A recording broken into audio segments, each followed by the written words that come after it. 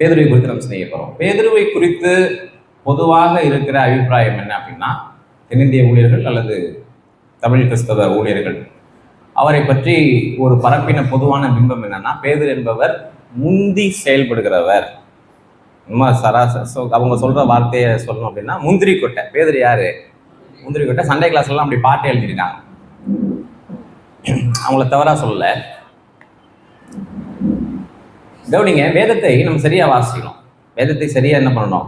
வாசிக்கணும், அதை சரியா புரிஞ்சுக்கணும். பேதுரு என்பவர் அவருடைய கேரக்டரை முந்திரி கொட்டை அல்லது முந்தி செயல்படுகிறவர் அப்படி இல்லை. அப்படி நான் நல்லா புரிஞ்சுக்கணும். அப்படி அவர் இல்லை. கவனிங்க, போன முறை நான் சொன்னேன், தீமோத்தேயு அப்படிங்கிற ஒரு சீசனுக்கு 16 வயதில் இருந்துதான் அவனுடைய வயது என்ன ஆகணும், தொடங்கி இருக்கும். வேதத்தை எப்பொழுதும் வாசிக்கும் பொழுது உள்ளான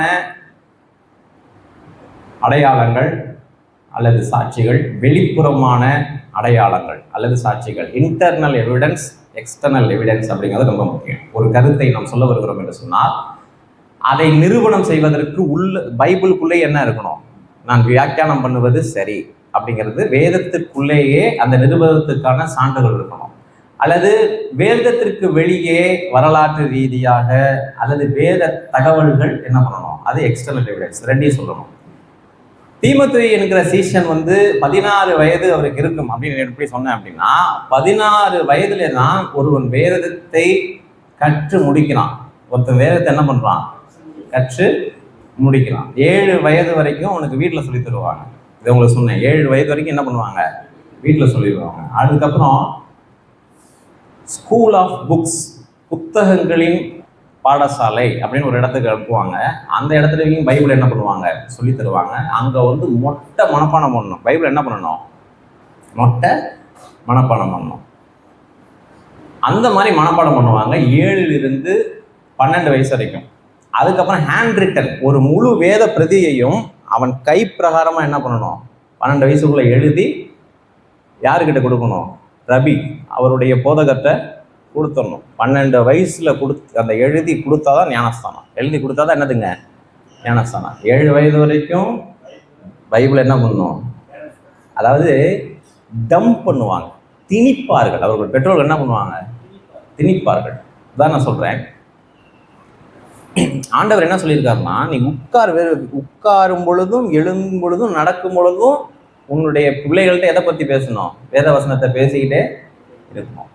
பிள்ளைகளுக்கு விளையாடும் பொழுது கூட அவங்க என்ன சொல்லி தருவாங்கன்னா, ஆண்டவரை பற்றி என்ன பண்ணுவாங்க?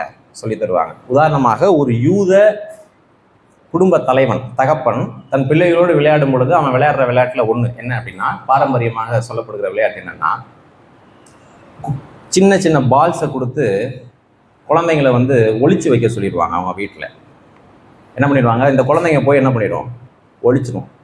ஒழிச்ச உடனே அந்த பந்துகளை, சின்ன சின்ன பந்துகளை ஒழிச்சிருக்காங்க இல்லையா, அதை தன்னுடைய தகப்பன் என்ன பண்ணுவான்? 2 கோழி இறகுகள் எடுத்துக்குவான் அல்லது பறவையின் இறகுகள். அதை எடுத்து என்ன பண்ணுவான்? மெல்ல அந்த ஒழித்து வைத்திருக்கிற பந்தை என்ன பண்ணுவான்? வெளியே கண்டுபிடிச்சி கொண்டு வருவான். தன்னுடைய மகன் இதை பார்த்துட்டு இருக்கான் இல்லையா, 5 வயது 6 வயது 7 வயது மகனோ மகளோ இதை பார்த்துட்டு இருக்கும் பொழுது, நமக்குள் இருக்கிற பாவத்தை தேவன் கண்டறியும் பொழுது அதை மென்மையாகவும் லகுவாகவும் நமக்குள்ள இருந்து என்ன பண்றாரு? வெளியே கொண்டு வருகிறார். அப்படிங்கும் பொழுது தனக்குள் இருக்கிற பாவத்தை கடவுள் இடத்துல சொல்லுவதற்கு அந்த மகன் என்ன பண்ண மாட்டான்? பையன் வளரும் பொழுது என்ன பண்ண மாட்டான்? அஞ்ச மாட்டான். தப்பு போயிட்டான்னா அவன் எங்க தான் போவான்? நேரா ஆண்டவர்கிட்ட தான் போவான். அவன் என்ன பண்ணுவான்? ஆண்டவர்கிட்ட தான் போவான். ஏன்னா அதை மிருதுவாக தேவன் கையாளுவார். நாம சொல்லி இருந்ததெல்லாம் என்னன்னா, பாவம் செஞ்சுன்னா கண்ணை குத்திடும், சாமி என்ன பண்ணிடும்ன கண்ணை குத்திடும். அவன் கடைசி வரைக்கும் தண்டனைக்கு பயந்து தன் குற்றவாளிங்கிறத என்ன பண்ண மாட்டான்? ஒப்புக்கொள்ளவே மாட்டான். இப்படி அவனை தொடர்ந்து என்ன பண்ணுவாங்கன்னா, அந்த 7 வயது வரைக்கும் வேதத்தின் உண்மைகளை டம்ப் பண்ணிக்கிட்டே இருப்பாங்க. ஏன்னா அவங்க பிள்ளைகள் ரொம்ப முக்கியம். ஆண்டவருடைய திட்டமே சந்ததிக்கானது. ஆண்டவருடைய திட்டம் என்னதுங்க? சந்ததிக்கானது. ஆனால் அவங்க ரொம்ப பண்ணுவாங்க. ஒரு தகப்பனுக்கு மிகச்சிறந்த, அவன் நேரம் செலவிடுகிற மிகச்சிறந்த இடம்னு பார்த்தீங்கன்னா வீடு. மிகச்சிறந்த நண்பன் யாருன்னு கேட்டால் தன்னுடைய மகன் சொல்லுவான். அப்படிதான். இப்போ இந்த மாதிரி 7 வயசுக்குள்ளே அவனை இன்ஜெக்ட் பண்ணி முடிச்சிருவாங்க. பெற்றோர்கள் இன்ஜெக்ட் பண்ணிடுவாங்க. அடுத்தது பிரைமரி டீச்சர் கொண்டு போய் ஒரு ஜபாலயத்தில் விட்டு ஒரு ரபி கையில் கொடுப்பாங்க. 7லிருந்து அடுத்தது நான் 8 வயசு வரைக்கும் சொன்னேன், 12 வயசு வரைக்கும் டம்ப் பண்ணுவார். மனப்பாடம் பண்ணி நீ சொல்லிடணும். ஒன்று ராஜாக்கள் புஸ்தகத்தில் இந்த வசனம் சொன்னார்னா அடுத்த வசனத்துலேருந்து அவன் என்ன பண்ணிடணும், சொல்ல ஆரம்பிச்சிடணும். அது 7 வயசுலேருந்து 12 வயசு வரைக்கும் டம்ப் பண்ணுவாங்க. 2வது புக் ஸ்கூல் ஆஃப் புக்ஸ், தோராவை பிடிச்சிடுவாங்க, நியாயப்பிரமாணத்தை என்ன பண்ணிடுவாங்க, முடிச்சிடுவாங்க. அடுத்தது என்னன்னு கேட்டிங்கன்னா, ஹேண்ட் ரிட்டன், கைப்பிரதியாக அவன் என்ன பண்ணணும், எழுதணும். கைப்பிரதியாக எழுதி அந்த டாக்குமெண்ட்டை அவன் ஜபாலயத்தில் வைக்கணும் 12 வயசுக்குள்ள. கவனிங்க, என்ன தெரியுமா ஆச்சு, 12 வயது வரைக்கும், 12 வயதுக்குள்ள ஏன் எல்லாம் எழுதி வைக்கிறாங்க அப்படின்னா, 12 வயதுக்குள்ள எழுதி அவன் அந்த ரூத ரபீட்டை கொடுக்காட்டி அவனுக்கு சொத்துல பங்கு கிடையாது, அவனுக்கு என்ன கிடையாது, அதாவது எக்ஸ்க்ளூஷன்.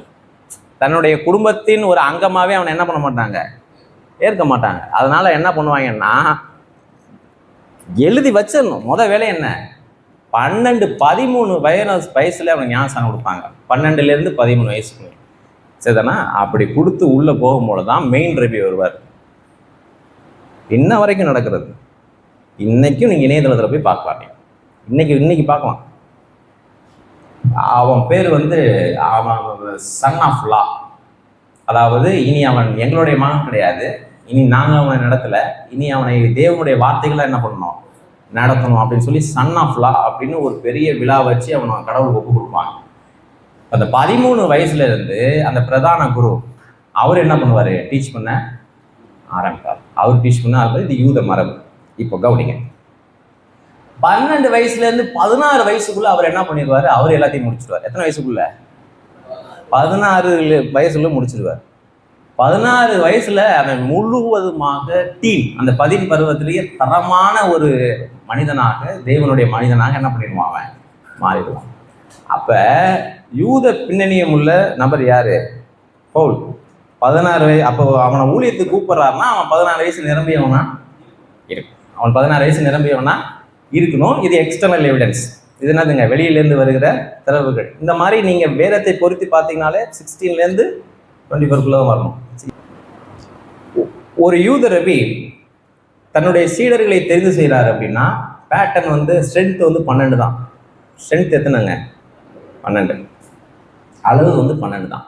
இந்த 12ல் 11 பேர் ஒரே வயது உடையவராக இருப்பாங்க.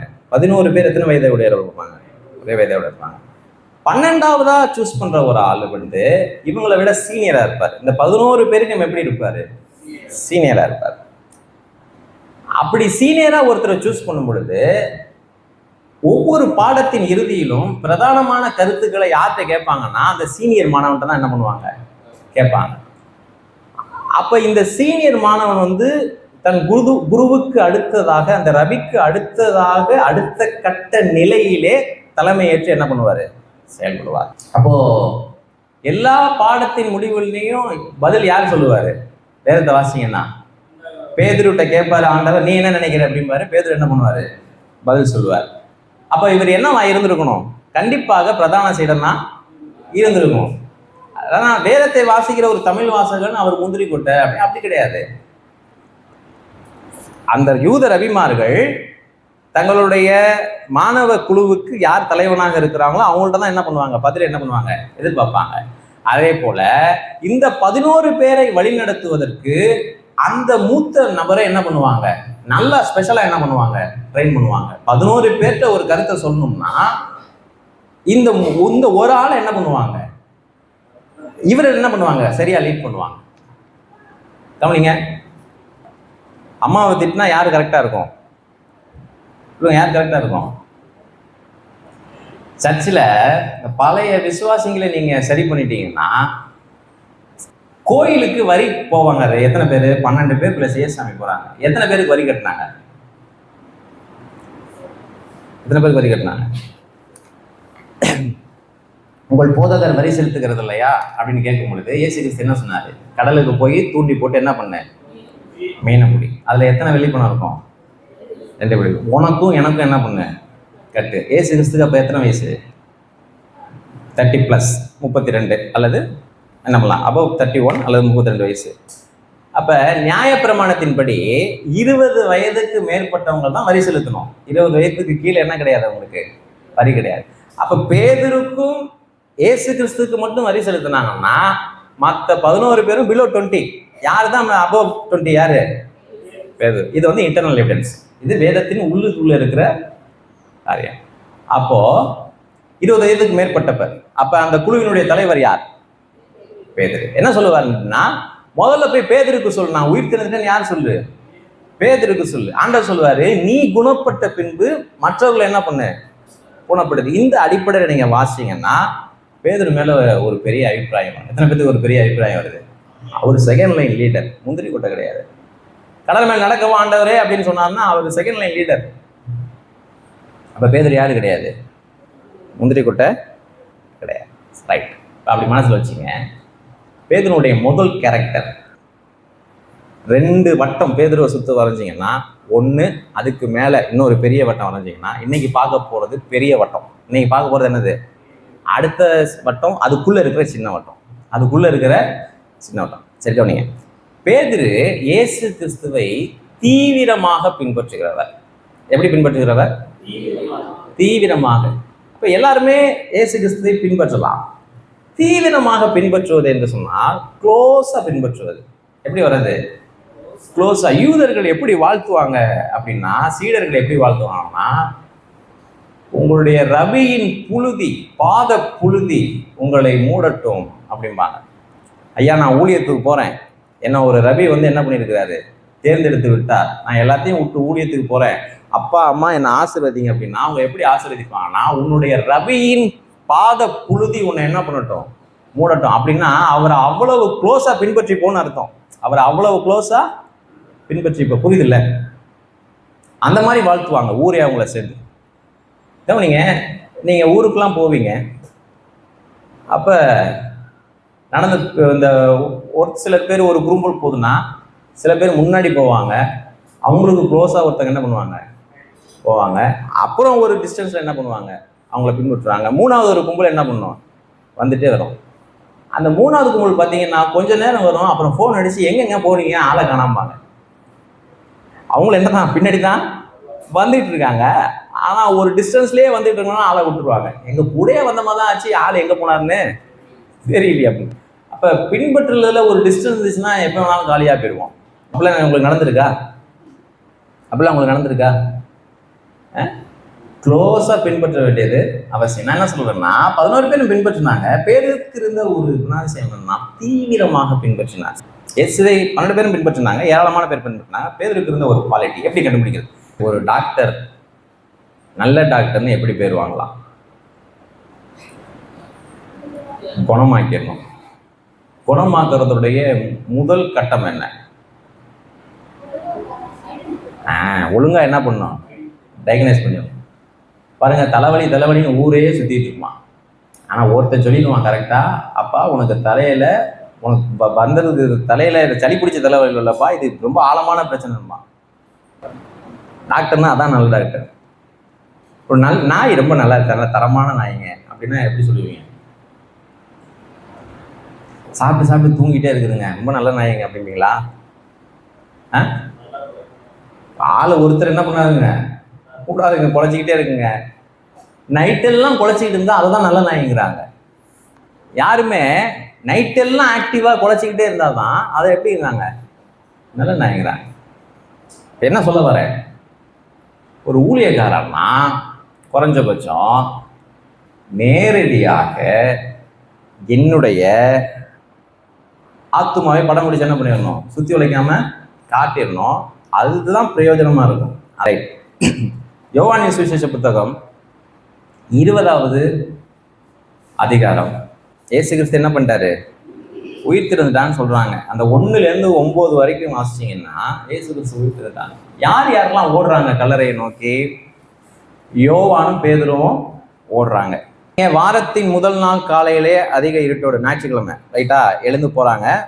அப்ப ஒரு பெண் தான் என்ன பண்றா? மரியாள் தான் என்ன பண்றாங்க? அந்த கல்லறை இடத்துல வந்து கல் அடைத்திருக்கிறத என்ன பண்ணாங்க? புரட்டி போட்டிருக்க கண்டாள். 2வது வசனம், உடனே அவள் ஓடி சீமோன் பேதுருவின் இடத்திற்கும் இயேசுவுக்கு அன்பாயிருந்த மற்ற சிஷ்யரிடத்திற்கும் போய். அப்பதான் இவங்க 2 பேரும் தான் பிரைமரி, அதாவது முதன்மையான சீடர்கள். இந்த 2 பேர் தான் முதன்மையானவர்கள். போய் கர்த்தரை கல்லறையிலிருந்து எடுத்துக்கொண்டு போய்விட்டார்கள், அவரை வைத்த இடம் எங்களுக்கு தெரியவில்லை என்றார். அப்பொழுது பேதுரு மற்ற சீஷனும் கல்லறையில் போகும்படி புறப்பட்டு ஒன்னாதான் புறப்படுறாங்க. இருவரும் என்ன பண்றாங்க? பேதுருவை பார்க்கிலும் மற்ற சீஷன் துரிதமாய் ஓடி முந்தி கல்லறை இடத்துல என்ன பண்ணிட்டான்? வந்துட்டு அங்கேயே நின்றுட்டான். வந்துட்டு என்ன பண்ணிட்டான்? அதற்குள்ளே குனிந்து பார்த்து சீலைகள் கிடைக்கிறத என்ன பண்ணான்? கண்டான். ஆனாலும் அவன் உள்ள என்ன பண்ணல? போகல. சீமோன் பேதுரு அவனுக்கு பின்னே வந்து கல்லறைக்குள்ளே பிரவேசித்து சீலைகள் கிடைக்கிறதையும் அவருடைய தலையில் சுற்றி இருந்த சீலை மற்ற சீலைகளுடன் வைத்திடாமல் தனியே ஒரு இடத்திலே சுருட்டி வைத்திருக்கிறதையும் என்ன பண்ணான்? கண்டான். Close observation. கவனிங்க, வெளியிலிருந்து பார்க்கும் பொழுது என்னதான் தெரிஞ்சிச்சு? அதற்குள்ளே குனிந்து பார்த்து சீலைகள் கிடக்கிறத என்ன பண்ணான்? கண்டான். வெளியிலேருந்து பார்க்கலாம், சீலைகள் கிடக்கிறத கண்டான். இப்போ இதில் சொல்கிறேன், கவனிங்க. சீமோன் பேதுரு உள்ளே வந்து கல்லறைக்குள்ளே பிரவேசித்து சீலைகள் கிடைக்கிறதையும் அவருடைய தலையில் சுற்றி இருந்த சீலை மற்ற சீலைகளுடனே வைத்திராமல் தனியே ஒரு இடத்தில் சுரித்து வைக்கிறது என்ன பண்ணான்? கண்டான். நல்லா புரிஞ்சுங்க, சீலைகள்லாம் வேணும் இல்லை, தலையை செத்ததுக்கு அப்புறம் ஒரு துணி போட்டு என்ன பண்ணியிருக்காங்க? கவர் பண்ணியிருக்காங்க. உடம்ப செத்ததுக்கு அப்புறம் ஒரு துணி போட்டு என்ன பண்ணியிருக்காங்க? கவர் பண்ணியிருக்காங்க. வெளியிலேருந்து பார்க்கும் பொழுது எல்லாம் ஒரு இடத்துல இருக்கு அப்படிங்கிறதா தெரிவிச்சு இவனுக்கு கிடைச்ச மெசேஜ் என்னன்னா, அவர் என்ன பண்ணிட்டாரு? அவர் இங்கே இல்லை. ஆனா இவன் போய் பார்க்கும் பொழுது தலையிலே சுற்றி இருந்த அது ஒரு இடத்துல என்ன பண்ணுது?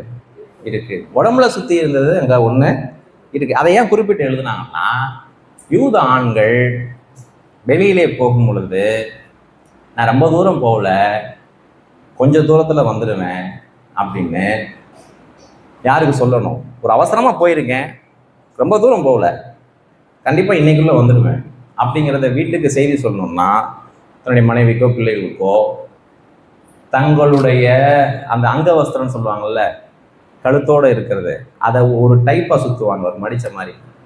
அதை வச்சுட்டு போயிருந்தாங்கன்னா மனைவிக்கு என்ன மெசேஜ்னா, சீக்கிரம் வந்துடுவாரு இன்னைக்குள்ள தான். அதுதான் இதோடைய பொருள். இப்போ தலையில சுற்றி இருக்கிறத பார்த்தோன்னே நான் என்ன பண்ணிட்டேன்?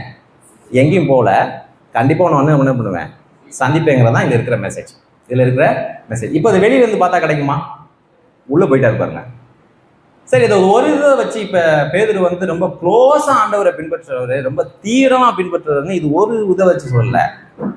நீங்கள் இந்த புத்தகம் முழுவதுமே அதை நீங்கள் என்ன பண்ணலாம்? வேத புஸ்தகம் முழுவதுமே காஸ்பல்ல அதை வாசிக்கலாம். இன்னொரு இடத்துல வாசிக்கலாம். யோவான் 21வது அதிகாரம். இந்த கான்டெக்ஸ்ட், இந்த பின்னணியும் என்னன்னா, ஏசு கிறிஸ்து போனதுக்கப்புறம் 11 பேரும் மீன் பிடிக்க போயிட்டாங்க. 11 பேர் என்ன பண்ணிட்டாங்க? பேதுரு சொல்றாரு, முடிச்சதுக்கப்புறம் பாஸ் இறந்து போயிட்டாரு. பாஸ் என்ன பண்ணிட்டாரு? இறந்து போயிட்டாரு. இன்னுமே என்ன பழைய வேலைக்கே என்ன பண்ணிடுவோம்? போனால் சாப்பாட்டுக்கு என்ன பண்ணுறது? ஜாலியாக சாப்பிட்டுட்டு இருந்தோம். ஊராக போனோம், என்ன பண்ணணும்? சாப்பிடுவோம். இப்போ சாப்பாட்டுக்கு என்ன பண்ணுறது? ஏதாவது ஒன்று பண்ணணும்ல. அதனால் என்ன பண்ணுறேன், நான் மீன் பிடிக்க போகிறேன், யாரெல்லாம் கூட வரீங்கன்னா நானும் வரேன்னு கொஞ்சம் பேர் என்ன பண்ணிட்டாங்க? கிளம்பிட்டாங்க. ஏன்? பேதுருவை பின்பற்றினாங்க. பேதுரு தான் அடுத்த லீடர். இப்படி மீன் பிடிச்சிட்டு இருக்கும் பொழுது மறுபடியும் மீன் கிடைக்கல, மறுபடியும் ஆண்டவர் என்ன பண்ணுறாரு? அவங்களுக்கு வராரு, பக்கத்தில் வந்து மீன் என்ன பண்ணுங்க, வலையை என்ன பண்ணு, வேற மாதிரி போடுங்கன்னு சொல்லும் பொழுது கண்டுபிடிச்சான். யார் கண்டுபிடிச்சது? ஆதலால் இயேசுவுக்கு அன்பாய் இருந்த சீசன். 7வது வசனம் வாசிங்க, கண்ணில் பாருங்க. ஆதலால் இயேசுவுக்கு அன்பாய் இருந்த சீசன் பேதுருவை பார்த்து அவர் கர்த்தர் என்றான். பேதுருவை பார்த்து என்ன சொல்லலாம்?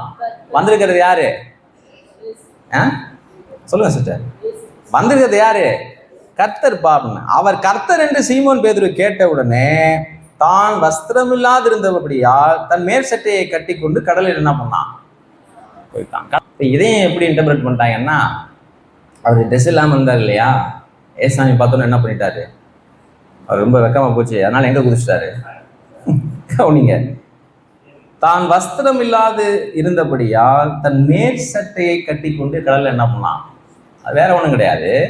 மீன் பிடிக்க போகும் பொழுது நாம் வழக்கமாக உடுத்துகிற உடையை என்ன பண்ண மாட்டாங்க? போட்டிருக்க மாட்டாங்க. இப்போ ஏற்கனவே ஒரு உடை அவர் போட்டிருந்தாரு. எந்த உடை? மீன் பிடிக்க போகும் பொழுது இருக்கிற உடையை போட்டிருந்தாரு. தான் வஸ்திரம் இல்லாது இருந்தபடியால் அப்படின்னா அவருக்கு ஏற்கனவே சராசரியாக உடுத்துகிற உடை அவருக்கு இல்லாதனால மேல் சட்டையை கட்டிட்டு என்ன பண்ணிட்டாரு? உள்ள ரெக்கப்படலாம் குதிக்கல. ஏன் தெரியுமா குதிச்சாரு? படகுல நீங்கள் வர்றப்ப சாவகாசமாக வாங்க, நான் நீந்தி எங்கே போகிறேன், கரைக்கு போகிறேன். யாரை பார்க்க? 8வது வசனம், மற்ற சீஷர்கள் கரைக்கு ஏறக்குறைய 200 முழ தூரத்தில் இருந்தபடினால் படவில் இருந்து கொண்டே மீனின் வலையை என்ன பண்ணாங்க, இழுத்து கொண்டு வர. மற்ற சீஷர்கள் எங்கே இருக்கிறாங்க? படகுக்குள்ளேயே இருக்கிறாங்க. ஏன்னா கீழே என்ன இருக்குது, கரைக்கும் இதுக்கும் ஒரு 200 மீட்டர் டிஸ்டன்ஸ்னு வச்சுங்க. அதனால படகுல இருந்து என்ன பண்ணுறாங்க, இழுக்கிறாங்க. அவர்கள் கரையிலே வந்து இறங்கின போது கரி நெருப்பு போடப்பட்டிருக்கிறதையும் அதில் மீன் வைத்திருக்கிற அப்பறத்தை என்ன பண்ணாங்க, கண்டார்கள். இயேசு அவர்களை நோக்கி, நீங்கள் இப்பொழுது பிடித்த மீன்களில் சிலவற்றை கொண்டு வாருங்கள் என்றால், சீமோன் பேதுரு படவில் ஏறி, சீமோன் பேதுரு படவில், இது முன்னாடியே கரைக்கு போயிட்டார். இயேசு கிறிஸ்துவ பார்த்தோன்னே குதிச்சது எதுக்கு அப்படின்னா, முதல்ல போயிடுவோம். படகுல நீங்கள் என்ன பண்ணுங்க, பொறுமையா வாங்க, நான் முதல்ல எங்கே போகிறேன், கரைக்கு போகிறேன். நான் சர்ச்சைக்கு போகிறேன், வரியா? நீ போனால் நான் வர்றேன், நீ வந்தா வா, நான் என்ன பண்ணுறேன், போகிறேன். இது ஒரு குறைஞ்சபட்ச உதாரணம், ஜனங்களுக்கு தெரிந்த ஒரு ஆன்மீக அடையாளம் இந்த சர்ச்சைக்கு போகிறது அப்படிங்கிறது. ஆனால் கவனிங்க, இயேசு கிறிஸ்துவை பின்பற்றும் பொழுது இன்னொருவரை நம்ம பார்த்து அவங்க மூலியமாக மோட்டிவேட் ஆகலாம். ஆனால் எல்லாரையும் காட்டிலும் நான் க்ளோஸாக என்ன பண்ணுவேன், போவேன். யோவான் நின்ன இடத்துலயே யார் நிற்கல, பேதுரு நிற்கல. எல்லாரும் நிற்கிற இடத்துல நம்ம நிற்கணும்னு என்ன கிடையாது, அவசியம் இல்லை. எல்லாம் எங்க இருக்கிறாங்களோ அங்க இருக்குன்னு என்ன கிடையாது, அவசியம் இல்லை. நம்ம அதிலிருந்து முன்பாக தேவனை ஓடி என்ன பண்ணலாம், பின்பற்ற முடியும். நம்ம அதை புரிஞ்சுக்கணும். பேதுருகிட்ட இருந்து கத்துக்கிறது என்ன, தீவிரமாக நான் என்ன பண்ணுவேன், பின்பற்று. இன்னும் கரெக்டாக சொல்கிறேன் பாருங்க, பேதுரு ட்ரெண்ட் செட்டர், பாதை வகுப்பவர். தீவிரமாக பின்பற்றணும்னா என்ன செய்யணும்னா, நீங்கள் உங்களுக்குனே ஒரு ரூட் போட்டுக்கணும். உங்களுக்கு என்ன பண்ணணும், ரூட் போட்டுக்கணும். இதை எழுதும் பொழுது இன்னும் ஒரு காரியம், கூடுதல் செய்தியாக உங்களுக்கு சொல்கிறேன், அதை தவிர்க்க முடியல. பேதுருவை விட்டுருங்க, இந்த நிருபத்தை எழுதுனது யார்? பேதுருவை பற்றி 2 தகவல் வாசிக்கிறோம்ல, அதை எழுதுனது யார்? யோவான். யோவான் தான் இதை பதிவு செய்கிறார். தன்னை விட பேதுரு பெட்டராக நடந்தாருன்னு பேதுருவை பற்றி சிறப்பாக பதிவு செய்கிறது யாரு? யோவான். பேதுருவுக்கு இணையாக போட்டியாக ஊழியம் செய்தது யாரு?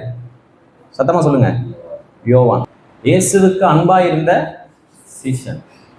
பேதுருவை பார்த்து கடைசியில் ஆண்டவர் என்ன பண்ணுவாருன்னு கேட்டிங்கன்னா, கூப்பிட்டு போய் எப்படியெல்லாம் கடைசியில் நடக்க போகுது, எப்படிலாம் நீ எனக்கு ஊழியம் செய்யணும்னு கேட்கும்போது, ஆண்டவரே அவன் எப்படி சாவான்? பேதுருவை யோவானை பார்த்து கேட்குறாரு, அவன் எங்கள் ஊழியம் எப்படி செஞ்சு அவன் எப்படி சாவான்? ஏன்னா இவங்க 2 பேருக்கு தான் போட்டி. உயிர்த்திருந்து பிரசங்கிச்சு பின்மாற்றமாக போனவனை கொண்டு வந்தாச்சு. பின்மாற்றமாக போனவனை கொண்டு வந்தோம், இவன் அப்படியே இயேசு கிறிஸ்து மாதிரி மாறிட்டானா? இல்லை. யோவான் 20:1 வசனத்திலிருந்து யோவான் 21:7 தனக்கு போட்டியாக இருந்த, தனக்கு இணையாக இருந்த பேதுருவுடைய நல்ல காரியங்களை யார் பதிவு செய்கிறாரு? நான் நின்றுட்டேன்பா. எழுதும் பொழுது சொல்றாரு, நான் நின்றுட்டேன், ஆனால் பேதுரு தான் உள்ள ஒன்னது. நான் கர்த்தர் அப்படின்னு சொல்லிட்டு படகுலையே உட்காந்துட்டேன், ஆனால் பேதுரு தான் குதிச்சு நீந்தி. கவனிங்க, உங்க கரையத்தில் இருக்க வேத புஸ்தகத்துக்கு காட்டுங்க. இந்த வேத புஸ்தகம் கடவுளால் எழுதப்பட்டது அப்படிங்கிறதுக்கு ஒரு அடையாளம் என்ன தெரியுமா? இதை எழுதினவர்கள் தங்களுடைய குறைகளை மறைக்கவே இல்லை. இந்த இடத்துல கிழிஞ்சிருந்தா நான் மூடதாங்க பார்ப்பேன். எனக்கு ஒரு குறை இருக்குது அப்படின்னா டை அடிக்கிறது எதுக்கு? அதுதான், தப்பு சொல்ல, மனித இயல்பு அது. தன்னுடைய குறைகளை என்ன பண்ணல, இந்த வேதத்தின் ஆக்கியோன்கள் என்ன பண்ணல, தான் ஒரு கொலைகாரங்கிற அப்படிங்கிறத மோசையே எழுதி வச்சிட்டார். நான் எழுதியிருந்தேன்னா எழுதியிருக்க மாட்டேன். அதனால தான் நம்மளுக்கு அந்த குழுப்பெல்லாம் இல்லை. யோவான் தன்னுடைய குறைகளை அப்படியே வைத்துக்கொண்டு அப்படியே பட்டவர்த்தனமாக எழுதி, ஏன்னா அவர் தேவாவியினால் எழுதுறார். பேதுரு என்னை காட்டிலும் சிறந்தவங்க அதை காட்டிட்டாரு. பார்த்தீங்களா, பேதுரு என்னை காட்டிலும். இந்த குணாதிசயம் நம்ம கிட்ட இருக்கா? நம்ம யோசிச்சு பார்ப்போம். நம்மை காட்டிலும் இன்னொருத்தர் சிறந்தவர்கள்னா இயல்பா என்ன வரும்னு கேட்க, நீங்க மாம்சத்துக்கு உரியவனாக நீங்களும் நானும் இருந்தா இயல்பா என்ன வரும்? நான் ஒரு உளவியலாளன் கிடையாது, உளவியலாளர் சைக்காலஜிஸ்ட் கிடையாது, ஒற்றை புத்தக மனிதன், வேதத்துல இருந்து தான் கற்றுக்கிட்டேன். கவனிங்க, ஃபெர்னாண்ட் அப்படின்னு சொல்லி ஒரு கிறிஸ்தவ உளவியலாளர் சொல்றார். என்ன சொல்றாருன்னு கேட்டீங்கன்னா, மனிதன் தன்னிடத்தில் இல்லாத விலை உயர்ந்ததை, சிறந்ததை இன்னொருத்தன்ட்ட பார்க்கும் பொழுது அதை தனதாக்கி கொள்ள வேண்டும் என்று நினைப்பான். இப்போ ஜனங்க பார்த்தீங்கன்னா அந்த புடவை எடுத்தாங்கன்னா, இது எங்கே எடுத்தீங்க அப்படிம்பாங்க. ஏன் அந்த மாதிரி ஒன்று என்ன பண்ணிடணும், வாங்கியது. மனித இயல்பு, மனித மனதின் இயல்பு. மனித மனம்தான் இருக்கிறதுலே புதிரானது. நீங்கள் கடவுளை படிச்சுக்கிட்டீங்கன்னா மனிதனுடைய மனதை பற்றி சொல்லலாம். அது ரொம்ப இயல்பு. அது என்னதுங்க, ரொம்ப இயல்பு. ரொம்ப இயல்புன்னா நம்ம இயல்பாக தான் நடந்துக்கணும்னு சொல்ல வரல, அது இருக்கு உள்ளன்னு சொல்ல வர. அது என்ன பண்ணுங்க, உள்ள இருக்கு.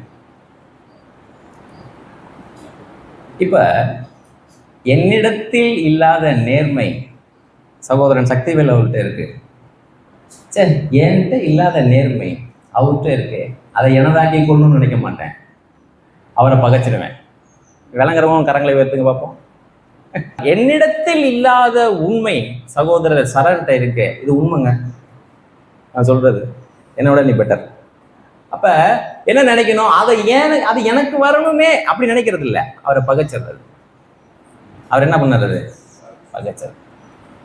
அவர் அந்த ஆய்வு முடிவு சொல்லுது, நீங்கள் நேர்மையானவர்களாய் இருந்தீர்கள் என்று சொன்னால் மேல் பரப்பில் மட்டுமே நீங்கள் மெச்சிக்கொள்ளப்படுவீர்கள்.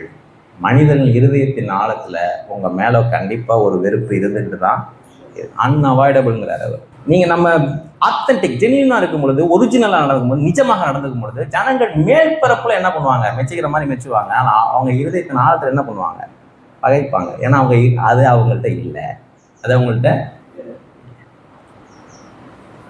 யோவான் எழுதும் பொழுது பேதுருவை மெச்சி தான் எழுதுறாரு. ரொம்ப ஆச்சரியம் பாருங்க, இதுல இருந்து கூட நீங்க படிச்சுக்கலாம்.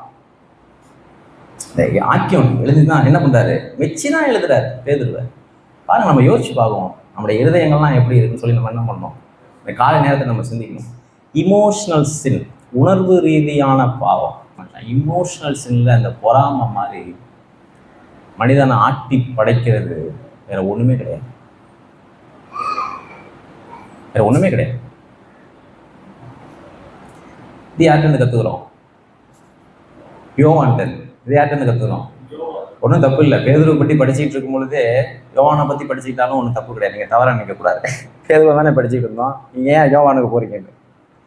யோவானை பற்றி நினைக்கும் பொழுது அவ்வளோ இதாக இருக்குது. அதை பதிவு செய்கிறார். என்ன பண்ணாருங்க, நான் நினைக்கிறேன், இது என்னுடைய அசம்ஷன், தன்னை குறித்த வெளிப்பாடுகளை மத்தேயுக்கு கொஞ்சம் தந்தார் ஆண்டவர்.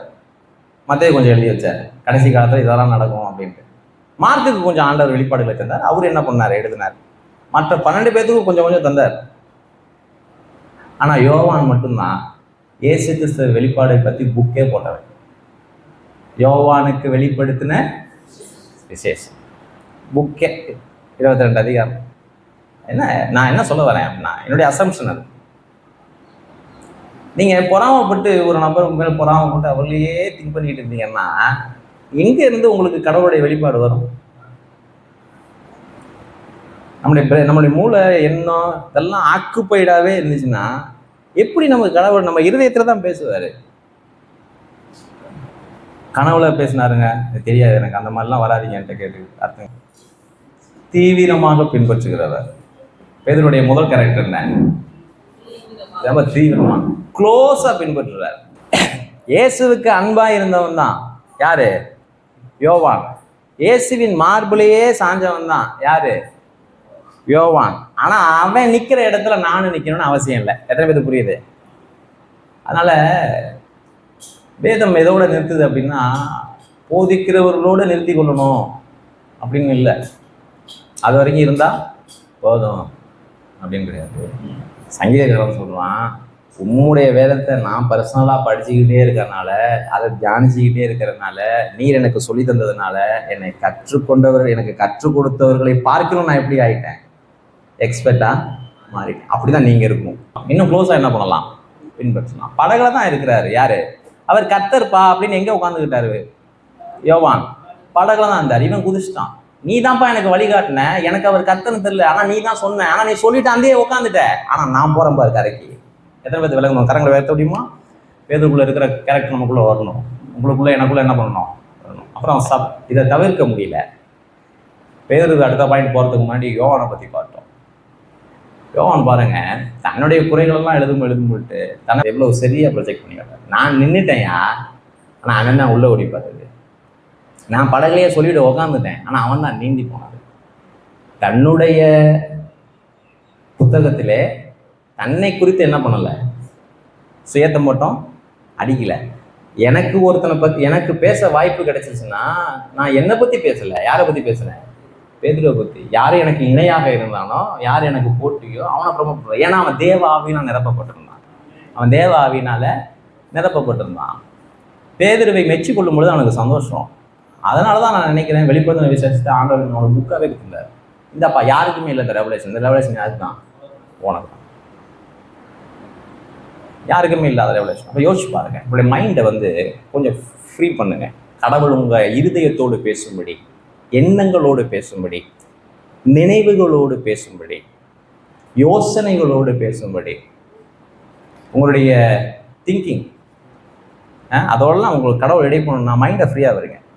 வெறும் பாலியல் தூண்டல், அதாவது கெட்ட பாவம், அந்த மாதிரி மட்டும் நம்ம மைண்டை என்ன பண்ணக்கூடாது, நம்ம நேர்மையாக இருக்குன்னு நினைக்கக்கூடாது. இந்த மாதிரி பாவங்களும் கொடுமையான இந்த பொறாமை அப்படிங்கிறதெல்லாம் உள்ள வரவே கூடாது. உள்ள வரவே கூடாது. வந்துச்சுனாலும் வரும், வரலாம், அப்படி இல்லை, கண்டிப்பாக வரும். அதை இயேசுவின் நாமத்தில் என்ன பண்ணணும்? எனக்கு உதவி செய்யுங்க ஆண்டவரே, நான் என்ன பண்ணுங்க, எனக்கு உதவி செய்யுங்க. இப்படி பொறாமப்படுறேன், நல்லவரை பகைக்கிறேன், எனக்கு என்ன பண்ணுங்க, எனக்கு உதவி செய்யுங்க. உதாரணம் யாரை சொன்னேன்? சவுல். உதாரணம் யாரு? சவுல். தாவீது எத்தனை நாள் ஒரே நாள்ல உரியா மனைவியை என்ன பண்ணிட்டான்? பாவம் செஞ்சுட்டான்.